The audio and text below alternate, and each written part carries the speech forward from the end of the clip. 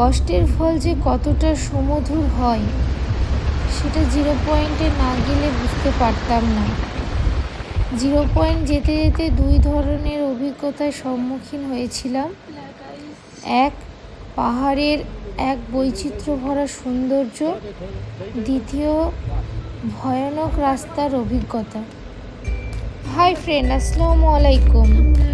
আমরা এমটি কাটাও থেকে এখন রওনা দিচ্ছি জিরো পয়েন্টের উদ্দেশ্যে। আপনাদেরকে আমি আগের ভিডিওতে দেখিয়েছিলাম এমটি কাটাও। আজকে আপনাদের সঙ্গে শেয়ার করছি জিরো পয়েন্ট ইয়াংথাং ভ্যালি। এখানে রাস্তার দুই পাশে বরফে বরফ, যত দূর চোখ যাবে শুধু বরফই দেখতে পাবেন। এই পাহাড়গুলো মনে হচ্ছে একদম তুলোকে কেউ সাজিয়ে রেখেছে।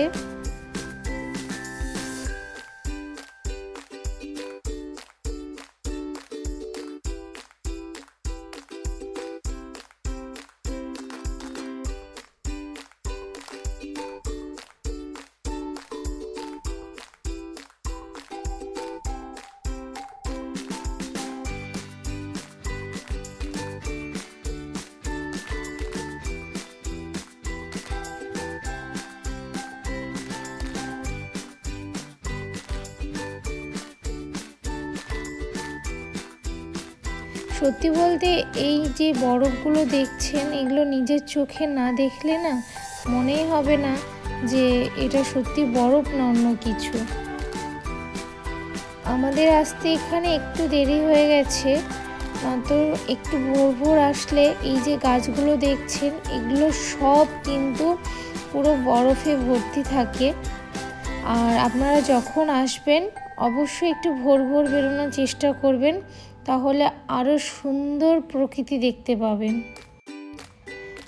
মনে হবে যে গাছগুলোকে কেউ সুন্দরভাবে বরফ দিয়ে সাজিয়ে রেখেছে।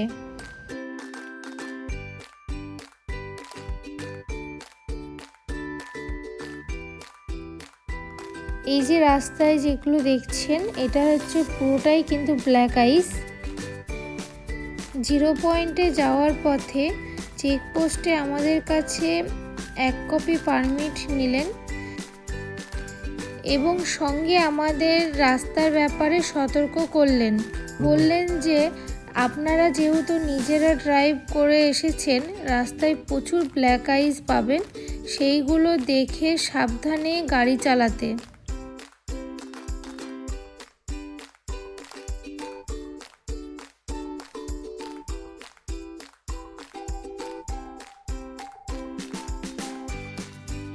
ব্ল্যাক আইস হলো এক ধরনের শক্ত বরফ যা সহজে গলতে চায় না। রাস্তায় জমে থাকলে সহজে কেউ বুঝতেই পারবে না। সেই বরফে গাড়ি চালানো খুবই রিস্ক, কারণ চাকাতে গ্রিপ পায় না। সেটা কিন্তু আমরা ফিল করেছি এবং ভিডিওতে সেটা দেখতে পাবেন।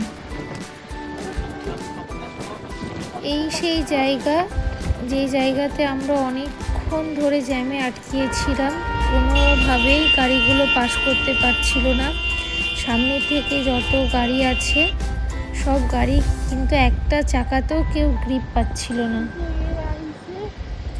এখান থেকে বেরোতে সত্যি অনেকটা সময় লেগেছে। আপনারা দেখতে পাচ্ছেন যে কীভাবে ব্ল্যাক আইস রাস্তাতে ভর্তি আছে। দেখুন সামনের গাড়িগুলো সব পেছনের দিকে চলে আসছে, কারণ গাড়িগুলো সামনের দিকে যেতেই পারছে না।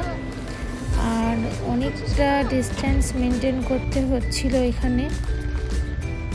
তবে সত্যি বলতে সিকিমের ড্রাইভাররা খুবই ভালো হয়, খুব হেল্পফুল হয়। ড্রাইভাররা দায়িত্বের সঙ্গে এক এক করে গাড়ি পাস করে জ্যামটা ছাড়ালো। সত্যি বলতে এখানে খুবই ভয় পাচ্ছিলাম, কারণ এই যে পুরো রাস্তাটাই ব্ল্যাক আইসে ভর্তি আছে। এখানে স্করপিও আর আপনার ইনোভার যে গাড়ির চাকার মাপে কিন্তু ব্ল্যাক আইসগুলো রাস্তা হয়ে গেছে। আমাদের চাকাগুলো একটু মোটা বলে আমাদের একটু বিপদের মধ্যে পড়তে হয়েছিল, আপনারা সেটা বুঝতে পারবেন ভিডিওতে। এই যে রাস্তার মধ্যে দিয়ে আমাদের চাকা যাচ্ছিল না, ব্ল্যাক আইজের ওপর উঠে গেছিল। ফাইনালি অনেক ভয় ভীতি পেছনে ফেলে পৌঁছে গেলাম 0 পয়েন্টে। সত্যি বলতে এ এক আলাদাই অনুভূতি, যা ভাষায় বর্ণনা করা যাবে না।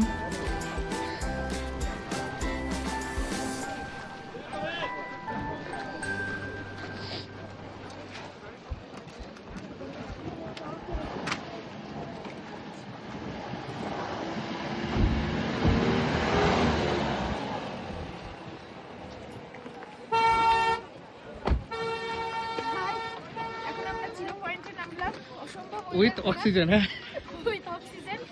অসম্ভব ওয়েদার খারাপ, যাই না নিচে নামতে পারবো কি। তবে নিচে নামার আগে আমার ছেলের খুব খিদে পেয়েছে। আমার ম্যাগি, এখন ম্যাগি, আমার ছেলের জন্য ম্যাগি খাবো আর মোমো নেবো। মোমো না পেলে দেখা যাক কি কি পাওয়া যায়। চলো। 0 পয়েন্টে এসে চানা নিয়েছি 1 প্লেট, 2 প্লেট নিয়েছি ম্যাগি। এখানে অসম্ভব ঠান্ডা হাওয়া বইছে, কথা বলা যাচ্ছে না। ঠিক আছে, এখন খেয়ে দিই। সত্যি বলতে খুব এক্সাইটেড ছিলাম। তাড়াতাড়ি খাওয়া দাওয়া কমপ্লিট করে একদম নিচে চলে এসেছি ফটোশ্যুট করতে। ফটোশ্যুট করতে করতে হঠাৎ করে কোথায় থেকে যে এমন একটা ঝড় আসলো, সবকে মনে হলো যে একদম উড়িয়ে নিয়ে চলে যাবে। খুব ভয় পেয়ে গেছিলাম। পাহাড়ের ঝড় যে কতটা ভয়ানক সেটা দেখে নিয়েছি। তো ওখান থেকে আমরা বেরিয়ে এসেছি খুব তাড়াতাড়ি। একটা ছোট্ট করে আমি কথা বলি এখানে, যদি 0 পয়েন্টে আপনারা যখন আসবেন, যদি রাস্তায় বেশি দেখেন যে ব্ল্যাক আইজে ভর্তি, আপনার ড্রাইভার যদি যেতে না চায়, প্লিজ কেউ ড্রাইভারকে জোর করবেন না, কারণ ওনারা খুব ভালোভাবে বোঝেন কোন রাস্তাটাতে যাওয়া যাবে আর যাওয়া যাবে না।